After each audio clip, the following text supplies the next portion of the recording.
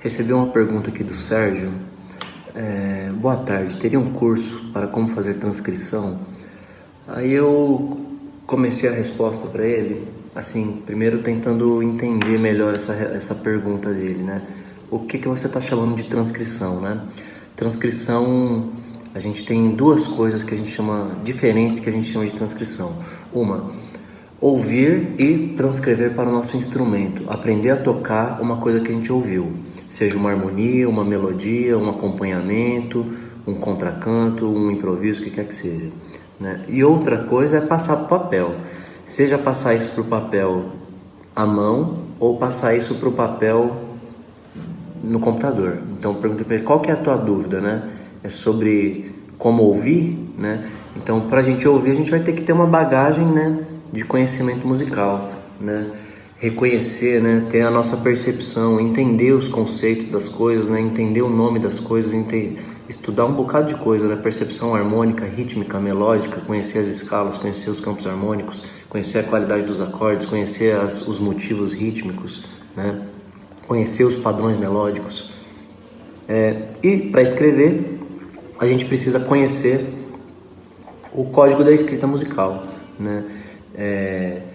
As figuras musicais, né? Como que funciona a partitura, como que funciona uma música quando eu escrevo, né?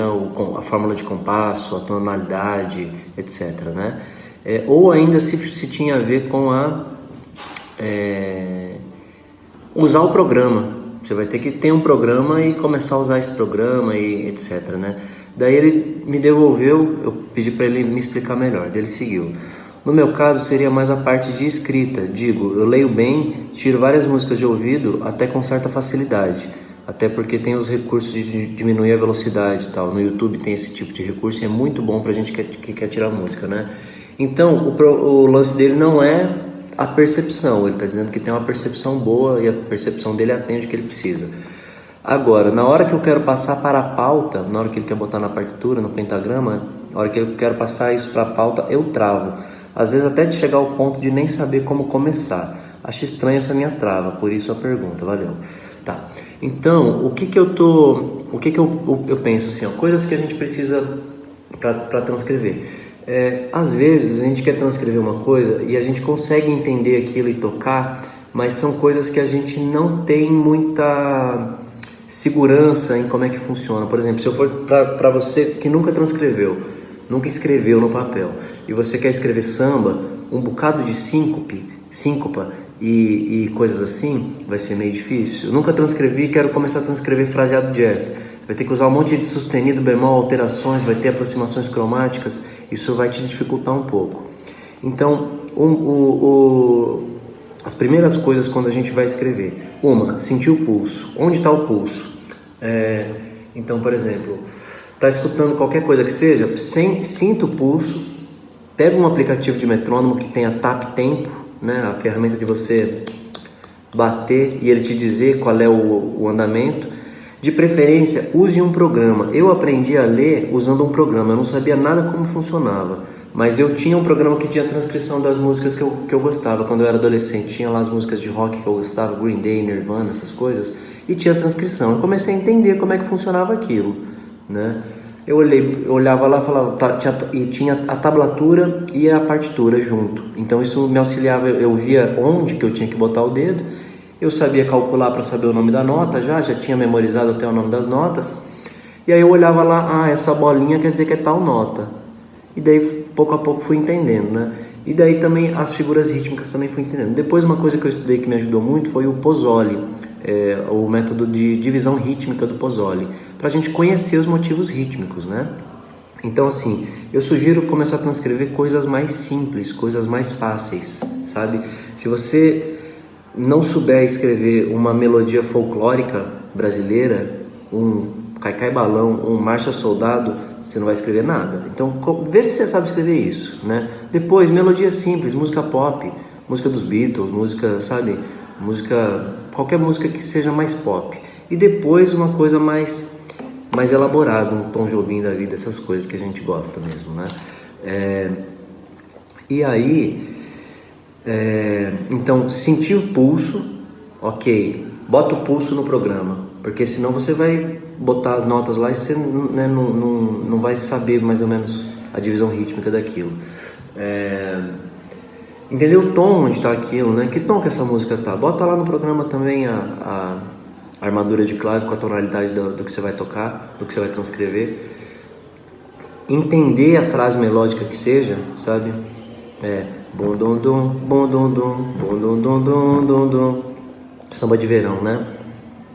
O pulso tá aqui. Dom dom dom dom dom dom dom dom dom. Então, ó, dom dom dom.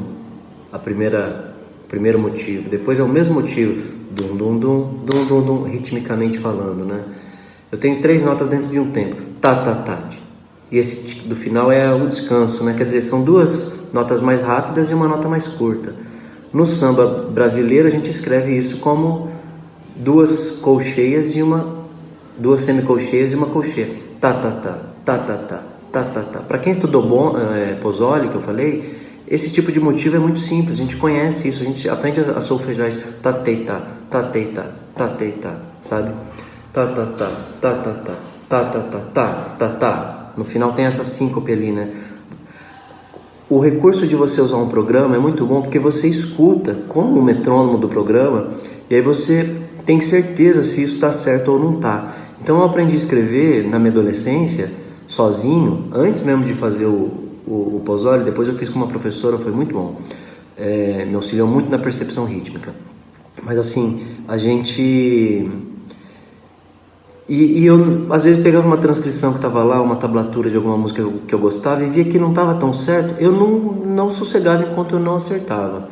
Então, antes de eu começar a escrever minhas próprias coisas, minhas próprias transcrições, eu corrigia transcrições que eu via, que eu baixava na época, né? E daí, então, assim, primeiro botar o ritmo, talvez. Depois você vai colocando as notas, né? Se você falou que tem facilidade para ler, para tirar de ouvido, começa a se propor alguns desafios, mas alguns desafios que sejam possíveis, né? Imagina, pega essa melodia do samba de verão, transcreve. Eu não sei se é melodia ou se é arranjo para violão solo. Arranjo para violão solo já dá mais trabalho. Vão ser 2, 3 vozes simultâneas, né? Então, pensar nessas coisas, sabe? Uma coisa que me ajudou também muito foi assim, às vezes eu tava me iniciando na leitura, né? Então eu não lia muito bem. Então às vezes eu pegava uma partitura e eu não conseguia ouvir aquilo, eu demorava muito para ler e tirar o som daquilo. Então eu passava para o programa para que o programa tocasse para mim. Então esse trabalho de tirar do papel e colocar no programa também é bom para a tua formação enquanto transcritor, para quem vai escrever, tá bom? Acho que vale a pena também pegar coisas e reescrever para ver aquilo acontecendo, né? Eu acho que com isso aqui que eu tô te falando já pode te ajudar bastante, tá? Experimenta isso, depois me comenta de novo o que você sentiu, o que você aprendeu, como é que tá indo esse processo para você, tá bom? Valeu, bons estudos aí para todo mundo, tchau, tchau.